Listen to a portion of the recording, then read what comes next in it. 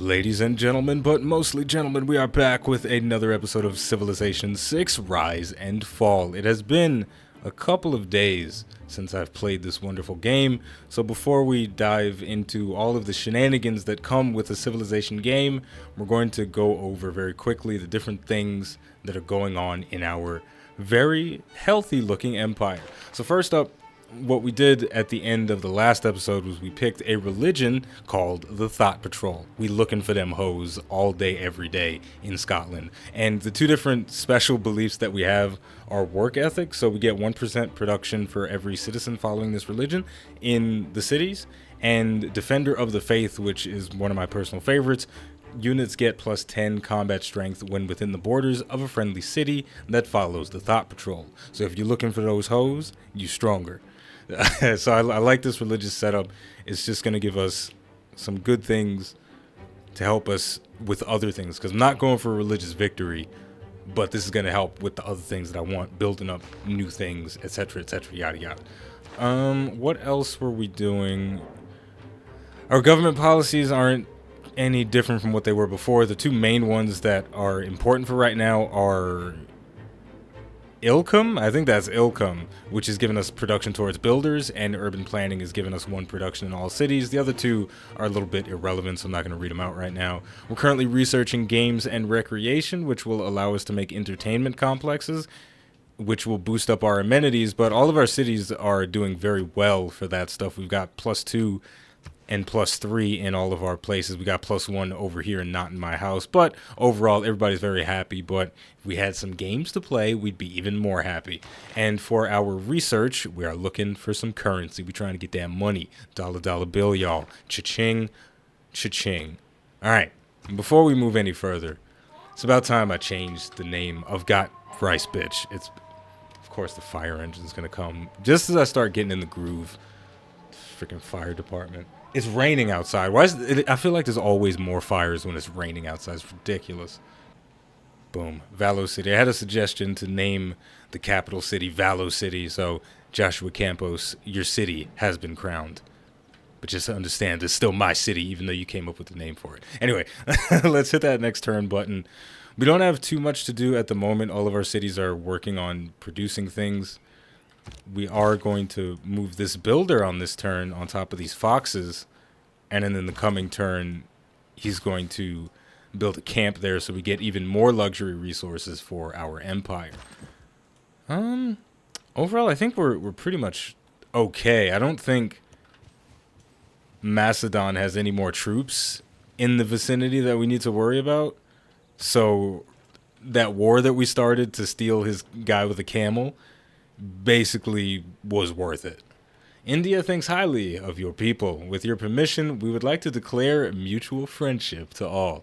We would be happy to stand united. Look at that. We got a friend.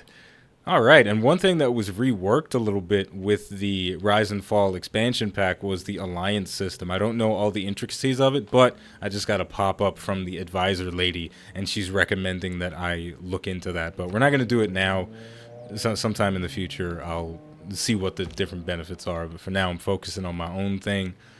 India is doing very well for themselves. They're expanding out very rapidly. Their cities aren't too big, so they aren't some crazy superpower that's going to take over the world in an instant, but they are indeed powerful. But thanks to the pillaging of Macedonia, we're keeping up. We got a dog in this fight. I like it.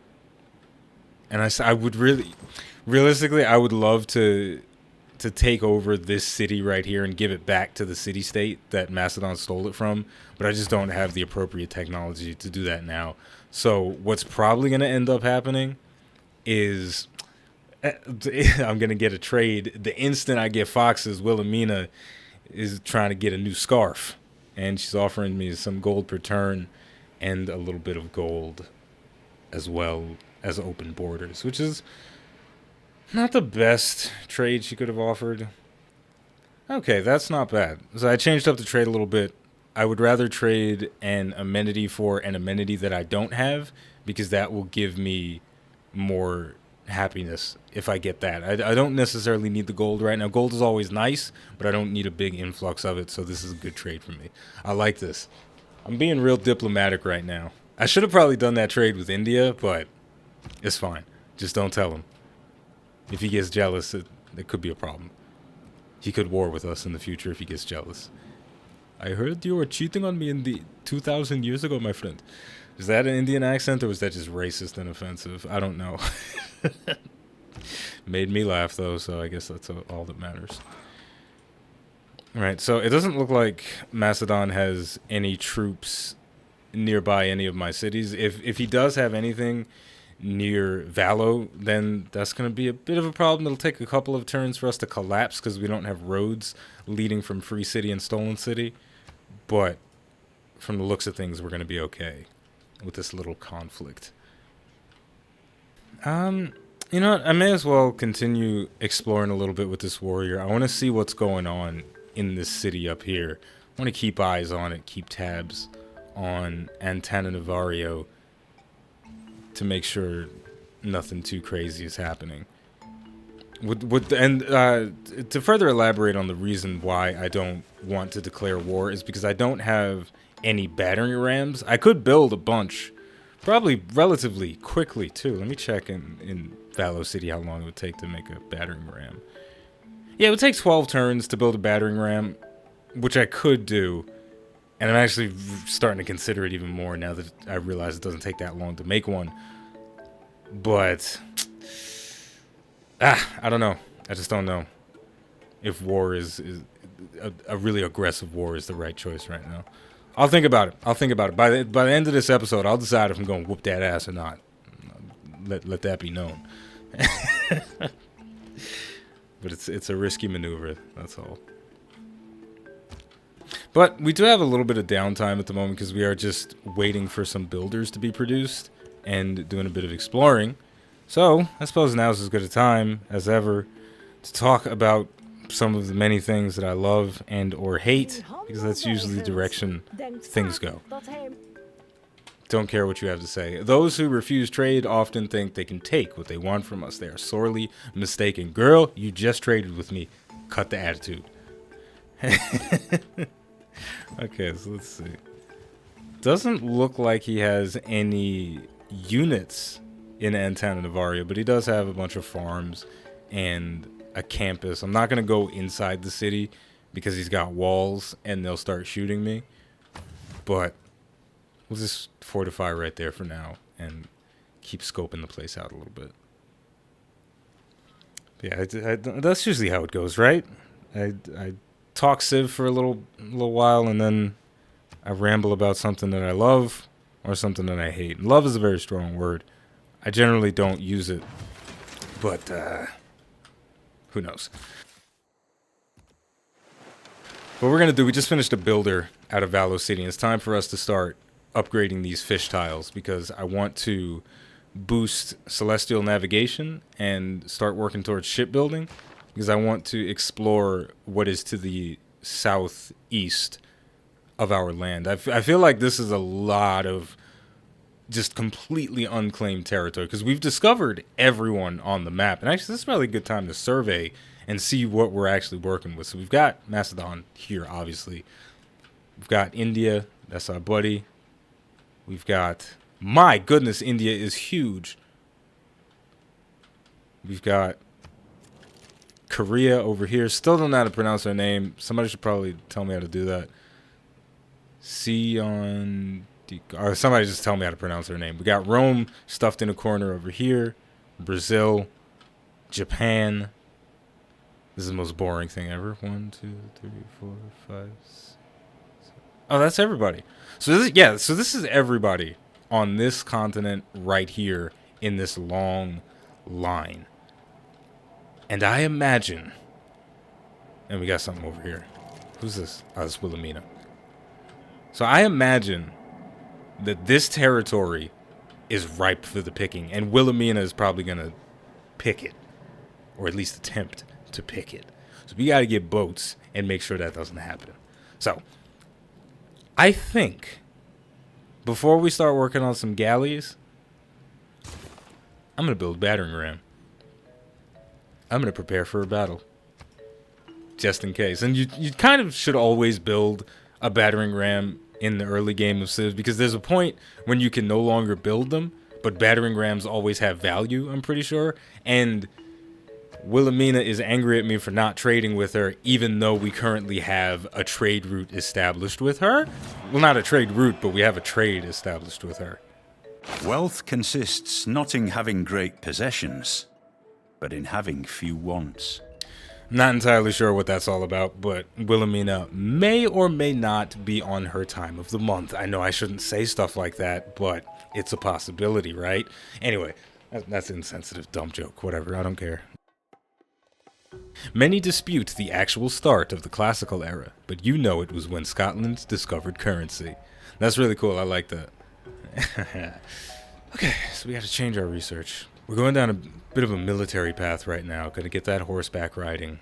I do realize I just mentioned celestial navigation and shipbuilding, but I want to make sure that I have some kind of military presence before I start expanding, just in case, or before I start considering going overseas. Built the crabs over there. I'm gonna use this builder, and I actually don't know what to do with them. Bing bong boom. Okay, we're back. I had a little bit of a technical difficulty, but not to worry, everything is right as rain. I just finished a builder in Not In My House. That builder is on the water getting ready to establish some fishing boats. And I am considering building some military units while I have a policy equipped to increase my production towards military units. So I think I may as well beef up a little bit while I have the opportunity to do so. I already have a lot of archers, so I don't feel the need to build any more. So, what the hell? Let's add a single spearman to the roster. That should be fine. And then after that's done, we'll build a government plaza. Because Not In My House is going to be a very strategically important city because it has that campus district and no other city has any vitally important districts for me. It's gonna be a big deal. So we don't want to focus too much of the other types of productions there. So we are coming close to the end for now. We just finished the fishing boats and we got the boost towards celestial navigation. I'll switch my research over to that when later. But to wrap things up, I never finished that weird story that I was telling about this one time I went to Starbucks, which is how 99% of my stories start. But I'm kind of glad that I didn't finish it at the time because it was trash. So that now maybe if you're remembering that I was telling it, you're like, oh yeah, he was talking about that. It was a stupid story. You're probably better off not having heard the ending. But I'll tell it to you anyway. I was sitting in Starbucks drinking my coffee, obviously. And there was a woman there. She comes up. She has 4 coffees with her. She must be coming with friends, you know, having a big get-together. And she gets up. She sets her coffee down. She takes off her jacket, and then she goes back downstairs. Nothing out of the ordinary. Maybe she forgot some sugar. She comes back. She asks, can I borrow your chair from somebody else? And she borrows the chair, puts it over with her jacket. And she does that about 8 or 9 times.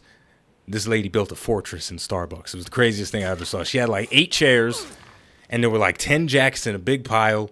It was impenetrable. It was the craziest thing I ever saw. So it was a dumb story, and I probably shouldn't have even brought it back up. But I did.